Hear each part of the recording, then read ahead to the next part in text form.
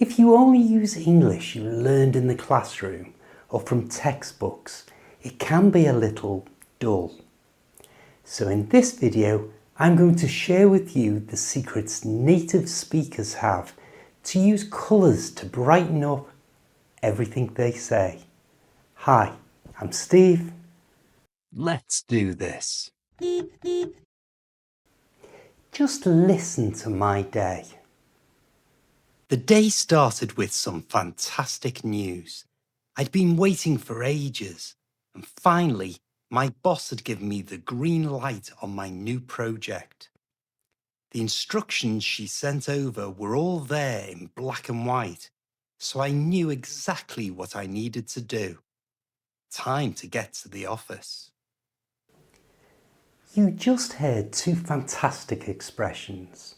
First, I was given the green light for a new project, and this idiom comes directly from traffic lights. A green light means go, so to be given the green light means to be given permission to start something. The pilot was given the green light to take off. To pronounce this naturally, make sure you use your lips pushed forward for green, like this. Green. It's your lips that make the R sound, not your tongue. So it's never green, it's green. A green light. You try.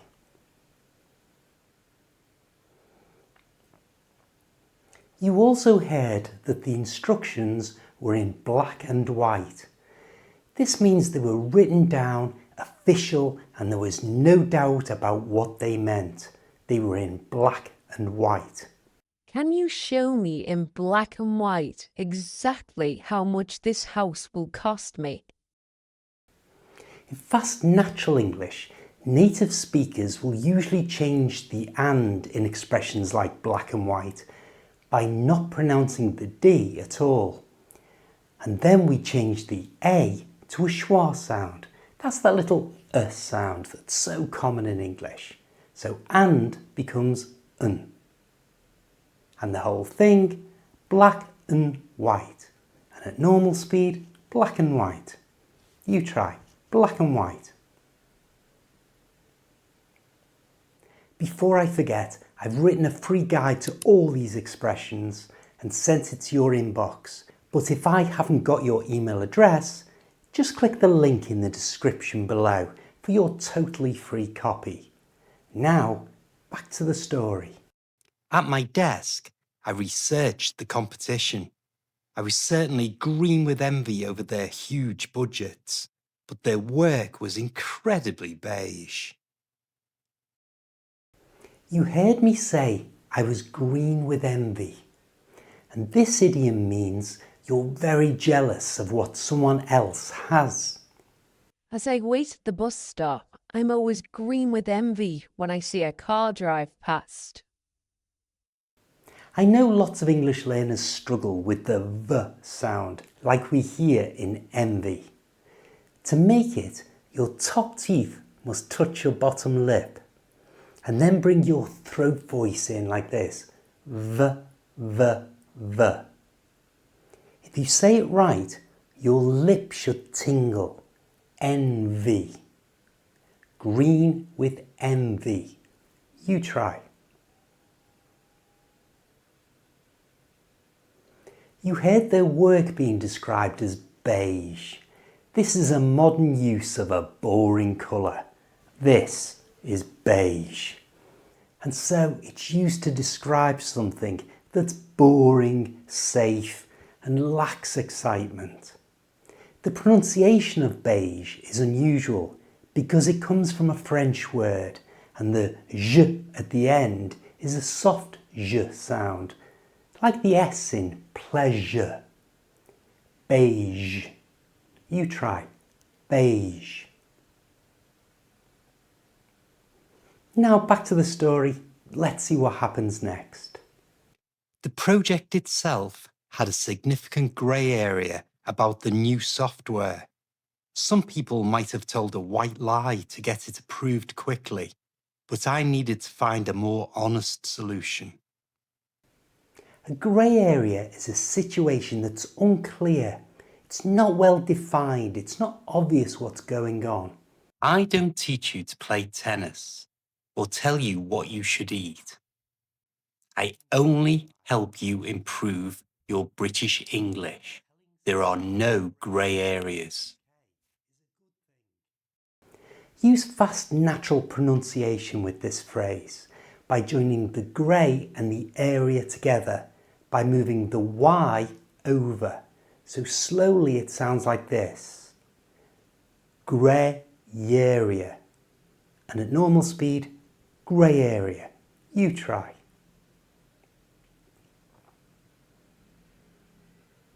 Next, you heard a white lie.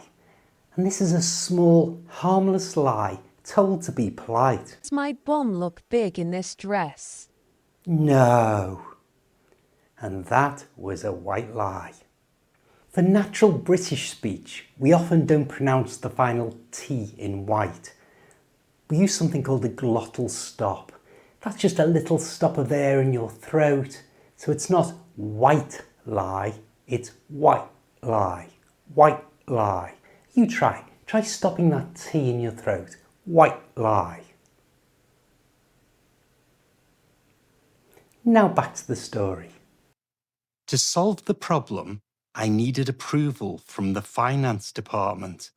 This meant dealing with a mountain of red tape. I had to be extremely careful. Any mistake would be a black mark against the project before it even began. Red tape is a great idiom for all the official rules and complicated things that seem to slow everything down. Applying for a new visa involves a lot of red tape. In everyday English, the letter D, when it's followed by a T in the next word, like it is here, red tape, well, it disappears. So red tape is more like red tape. Red tape. You try. Red tape. Next, you heard a black mark. And this is a negative point on your record or your reputation that people will remember. A bad review is a black mark for any business. Let's see what happened next. I spent the entire afternoon working on it. It was important to prove that this project wouldn't become a white elephant. I had to show that within a year, my plan would get the department firmly in the black. A white elephant. This is a possession that is completely useless and very expensive to maintain. After the Olympics, the stadium became a white elephant. Again, you can use linking to sound more natural. Just move the T from the end of white over to the front of elephant. So it becomes white elephant. And at full speed, white elephant. You try. You heard that I wanted to keep the project in the black. And this means being profitable, not being in debt. Because if it goes into debt, then it moves from the black into the red. Now back to the story. And that's when I saw it, a golden opportunity, a chance to create something completely new. I was confident that if I could pull this off, the board would be tickled pink. A golden opportunity is a perfect chance to do something that you might not get to do ever again. It was a golden opportunity to win the match, but he missed. And tickled pink means to be extremely pleased and delighted. Young Kerry was tickled pink with her birthday present. Tickled pink is a great phrase to use to practice the I sound in English. I know that in lots of your own languages, you might pronounce it tickled, pink. But make the letter I shorter. It's just I. So it's tickled pink. You try. Now I would be tickled pink if you clicked the like button. Let's carry on with the story. It was time for some proper blue sky thinking. And the creative ideas just flowed one after the other. I hit a real purple patch. The expression blue sky thinking means creative thinking without any limits.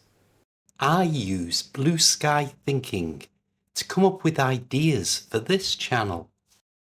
You also heard the English expression to hit a purple patch, which is to have a period of great success when everything is going right for you. You just can't do anything wrong. You're in a purple patch. The racing driver has won his last 5 races. He's going through a purple patch. Now back to the story. The next day, the board meeting was a great success. They said I had passed with flying colours. It felt amazing to have really shown them my true colours. To pass with flying colours means to succeed at something in the best possible way. They had all passed their exams with flying colours. In natural speech, native speakers often drop the g at the end of ing words. So flying becomes flying. Flying colours. You try. Flying colours. You also heard in the story the phrase true colours. And if you show your true colours, it means you show your real personality and character. When he stole all her money, he showed his true colours. You've just learned lots of different brilliant, colourful expressions to improve your English.